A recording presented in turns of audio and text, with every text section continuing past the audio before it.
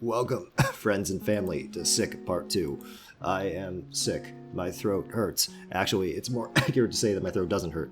I just have a bad cough. My throat definitely used to hurt.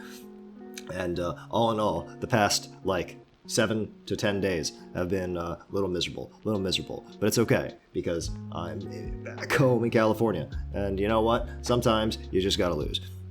And while I've been sick and not able to hold up myself to the normal standard of excellency that you all surely expect from this channel, I've been thinking a lot about an old idea that I had. One of the first videos, in fact, that I ever made on this channel. In fact, if you currently go and look, it is the first video chronologically that I have uploaded. And that's an idea that has precipitated back into my stream of conscious over the past few days as I've been sick and dying and sick. And that is the idea of loss. You see, loss is one of the most pervasive ideas in storytelling. If you read just about anything, especially anything that comes out of Japan, there's a very high chance that at least a minor theme is going to be about loss. You know, this could be for a plethora of reasons relating to the Japanese experience and the Japanese collective history. But the more likely answer, obviously, is that it's just a unifying factor amongst all of humanity. It is inevitable that we will all lose things. It is inevitable that one day we ourselves will be lost. And so it is a universal and constantly applicable idea to weave into your storytelling. That said, I find that we as a people have a very interesting relationship to loss.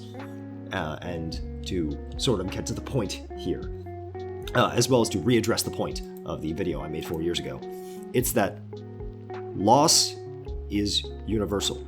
However, I think that you can look up on the way that we as a culture use loss and sort of reveal something of a coping mechanism within our collective DNA. What do I mean by that? I mean that, to use the example that I used before, the story of Milk Tea. Milk Tea tells the story of a young lesbian couple, how they met and their feelings slowly grew over the course of some amount of time. And this is all told from the perspective of one member of the couple looking back on their relationship years later.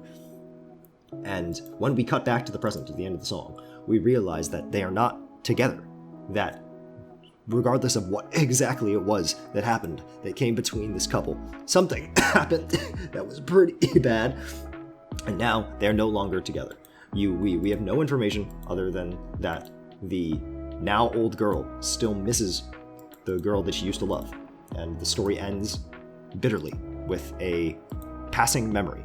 The entire song being just a glimpse, just a moment of introspection before inevitably going on to continue your life. How does this relate to what we were talking about? Well, because there's no information given about the short-haired girl, we are only left to speculate as to what could possibly be the case. And if you look in the comments of any of these videos, it is likely that you will find people debating such. And a commonly held belief, not the only belief, but a common belief nonetheless, is that the girl died. Is that at some point, the other girl, who is no longer with us and present, passed away, and that is the reason for the sadness. And part of this is our fault. Part of this is our fault as Vocaloid fans. We have been conditioned as Vocaloid fans to kind of expect tragedy. Vocaloid is a medium. It is more dense with tragedy and awful things and sad things than most other things, I would say. It is more likely, especially when looking at Vocaloid songs that came out in the period of time of 2007 to 2012, that the story will end in some sort of horrible tragedy involving death. It is likely in our lovely medium of Vocaloid that we're going to have a sad story at any given point in time. But in this, I think there's also a bit of a pattern, an emotional coping mechanism. And what do I mean by that? I mean, if you look at this response to tragedy, when faced with this nebulousness, this hole in the story, to fill it with death is to pick the lesser of two evils. Because, let's be real here, the more likely scenario in any given point of time is not that the girl died out of nowhere young, it's that they broke up. But that hurts a lot more. The idea that these two, who are such a happy couple, at some point in time broke up, be that because they had a fight, be that because they grew out of lesbianism, as is very common in Japanese culture. Regardless of the hows or whys, it is much more likely that the two separated. And as we can see from the feelings of the speaker in the present, rather unwillingly. That's more likely, but it also hurts more, despite the fact that it is less tragic. And why is that? Well, that's because of an antagonizer, so to speak. If someone dies, right? If at any day you drop dead, or someone you love drops dead, just heart attack, middle of the street, unplanned, blood clot, no history of heart disease, just bam, you're gone. That sucks. That is extremely sad. Many people will mourn your loss, probably. But that's no one's fault. Could it have been prevented? Perhaps. But there's no aggressor. There is no person to take the brunt of your anger, nor is there anyone contributing to the negativity. It is simply the case that it is. Also, there's a large outdoor trash fire. Firefighters are working to extinguish. Thanks, Citizen App. But yes, there's no aggressor. No one is trying to hurt you. Which means that while the tragedy is deeper, while it is a deeper sadness to have lost life, it is easier to separate yourself from it. Because it was inevitable, because the factors that caused the situation were outside of your control, outside of anyone's control. All of this makes this scenario in which, while you are more likely to feel something painful and something deep, it is also more likely that you will recover and you will move on, because shikata ga nai, right? Now, what about the other scenario? In the scenario that the girls broke up, this is no longer the same. The girls broke up and one still loves the other.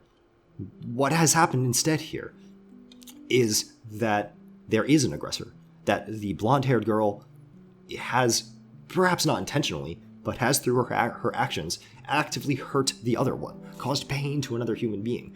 And that scenario is both more relatable to the common person.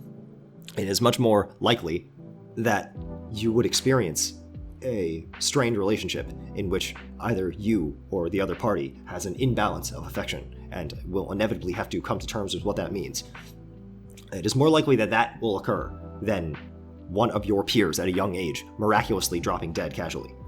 It's not impossible, but let's just think about it for a second.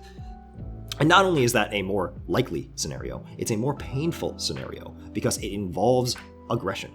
Not in the sense of like hate and rage, but there quite literally has to be an aggressor. There needs to be a party at fault. It is not longer a situation where nothing could be helped, where if fate were just a little kinder, our loving couple would be together forever. It is now instead that they were never going to be together, that your happiness, the happy memories you have of them, are not false, but have been undone, because the reality of the matter is that there was never love the way that the protagonist thought there was. And instead, we're left in this scenario where people have no choice but to hurt. There's human elements here. There is someone at fault. There is a pain that is caused from one person to another.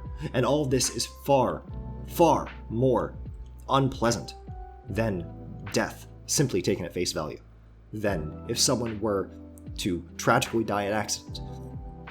Because you can still imagine in your heart that if things were just a little different, there would have been a better ending to the story. You can't imagine that when someone, a real breathing person, is taking their own feelings into account. And that is the source of the tragedy. The other example I used when I discussed this topic many years ago was the case of Calc, and I think that's another good reference point to bring up here. And that's the song Calc by Jimmy Thumpy is almost certainly about breaking up. It is almost certainly about two people in a relationship that just didn't work out. But it is frequently read, especially the ballad version of it, to be about loss. This is such a common interpretation that in Project Diva, not that Project Diva is like canon or anything, but in Project Diva, the song is explicitly about loss, as it ties into other songs like Starduster and whatnot. And the fact that this dichotomy exists is for this very reason. Calc is a painful song, and that pain, it's better compartmentalized, better understood as a coping mechanism when the pain comes from tragedy and inevitability, as opposed to hard feelings and a interpersonal dispute that goes bad. People would rather be hurt by God than be hurt by someone else, because that is easier to parse. It's easier to live with, easier to forget about. Living's hard. It's very hard to live and to be happy. And the sad fact of the world is that you are but a single player, a single agent in the world of millions and billions of other people who are all living their own lives and trying to find their own happiness. And it often ends up being that happiness is mutually exclusive, that you cannot gain happiness without limiting the happiness of someone else, that someone has to lose, that the world is a zero-sum game. Not always the case, but frequently the case. And true tragedy, true sadness comes from realizing that the world is not perfect and that people have to be exploited. It's almost paradoxical, actually, because I often would lambast something like this, right? For example, I hate Ikanide. I hate the vocaloid song Ikanide. This is well documented. And you could say the same thing. That what I often say about it is that it is making a mountain out of a molehill. That it is being way over dramatic about something that is not really that big a deal. And to an extent, that is worthy. I think it is stupid when songs act like the end of the world when it's just a breakup. And I often think songs that are about breakups could be elevated in significance if they were instead about loss. But there's a time and a place. There's a time and a place for disconnect. Because, especially in the case of milk tea, it is something that happens. And there's a deeper tragedy, of course, to milk tea and the nature of it being between a same-sex couple and everything that entails. But you look at something like Kimi no Shina Monogatari as a perfect example of what happens when that is used well. When Kimi no Shina Monogatari has no tragedy beyond the fact, beyond feelings that were never expressed. And I think that's really what it comes down to, is you just need to be willing to say something a little bit more. Milk tea is not simply saying it's sad to not have your girlfriend love you. It's alluding to countless societal things about what it means to be a lesbian in Japan. Kimi no Shiranai Monogatari is also similarly not just saying, "Garsh, it sure sucks that I like doesn't like me." It is instead positing the tragedy of never having expressed your feelings to begin with. And all of these things use that real tragedy, that tragedy of never having reached the ending that you wanted, and having that be because of human actors and not just some grand misfortune. All of these stories use that to tell a grander narrative. And I think that's something very wonderful. I have more videos that I'm gonna make soon, I promise. I just need to stop being sick and dead and sick. I think the I Know Everywhere System Song Project is something that I want to get going soon enough. But that's just one of many things that I want to get going here. Everyone should listen to the new Harumaki Gohan song. It's really good and isn't about loss. It's a lot more pleasant than this one, than the topics of this video. Anyways, I'm Breadbox. I'm dead and sick and dead. And I wish for the love of Christ I could stop coughing, because God help me, please. everyone have a happy new year, and try not to die like I am.